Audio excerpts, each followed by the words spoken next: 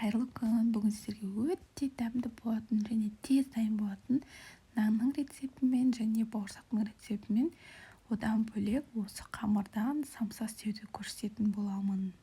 Мынаның табағы өте кішкентай екен деп ойлап отқан шығарсыз. Иә, бұл табақ өзі сондай өте кішкентай, бірақ тез пісіреді. Қараңыздаршы, бауырсақтарым қандай болып күшті болып пісіп шықты.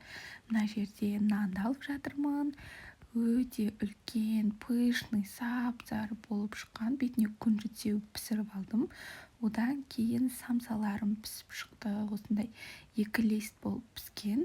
Қараңыздаршы, қандай көтеріліп күшті болып пісіп жатыр. Барлығын духовкадан шығарып, тарелкаге салып, қыздарыма бердім. Сіз де менің ұсынған рецептімен жасап көріңіздер. Сонда сіздерге осындай бір қамырдан 3 нәрсе істеп шығаратын боласыздар. Қалай, сіздерге ұнады ма?